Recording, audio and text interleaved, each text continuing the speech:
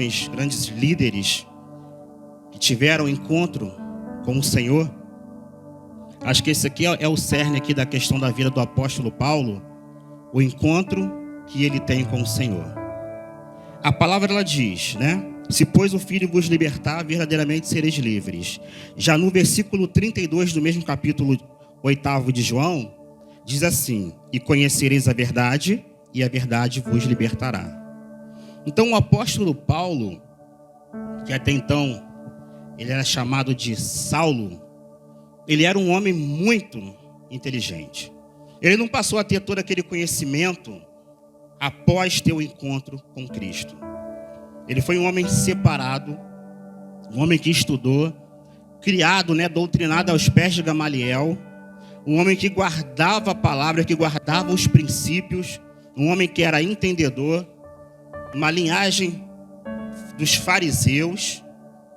Foi um homem que ele era diferenciado, só que também religioso. E uma coisa interessante, que eu até anotei aqui, que poderia ser um tema: conhecimento sem a revelação, ele não leva ao arrependimento. Então o apóstolo Paulo, ele era um homem muito entendedor da palavra de Deus.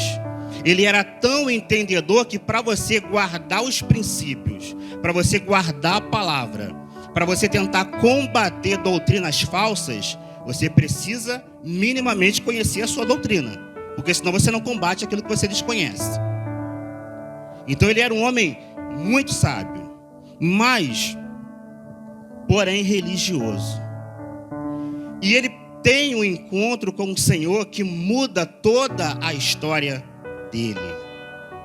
E eu queria começar essa mensagem já perguntando a você: quando foi o seu encontro com Cristo?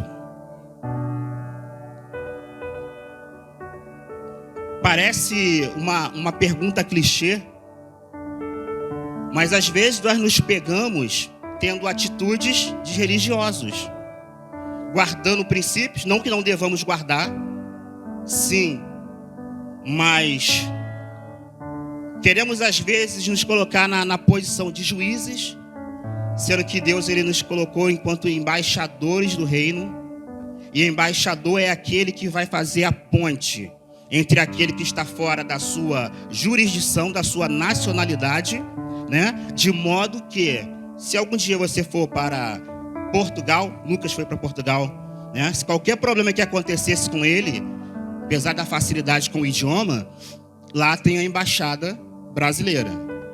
Ou seja, há embaixadores que vão fazer, essa ponte entre Portugal e Brasil. E às vezes nós queremos nos colocar numa posição na qual Deus ele não nos colocou. E não foi Deus que colocou o apóstolo Paulo para perseguir os cristãos. Não foi Deus que colocou o apóstolo Paulo para consentir na morte de Estevão, vê-lo sendo apedrejado. Deus ele não deu esse direcionamento para ele. E aí, quando ele se converte, quando ele tem um encontro real com o Senhor, é uma das coisas que ele vai pegar e dizer que ele consentiu na morte de Estevão. Então a religiosidade, ela nos leva a matar pessoas, achando que estamos guardando a palavra. E acho que o primeiro confronto é: eu não sou religioso. E aquele que mais nega é o mais religioso. E aí Jesus, no seu ministério, ele bate sem pena nos religiosos, daqueles que guardavam as leis, mas não tinham compaixão dos pobres, das viúvas, e não entendiam que estava chegando o tempo, a dispensação da graça. Então, até quando aqueles homens faziam coisas certas, ofertavam e dizimavam, Jesus ele bateu, em vez de pegar e elogiar, porque ele entendia o propósito do coração daqueles homens. Então estamos falando de um homem que ele tinha o conhecimento, mas enquanto a junção do seu conhecimento com o encontro real com Cristo, ele não gerava frutos. Apóstolo Paulo, ele não gerava vidas, mas ele consentia e tirava vidas. Ele matava em nome de Deus, mas Deus não era com Saulo. E é por isso que eu achei interessante e anotei: conhecimento sem a revelação não leva ao arrependimento.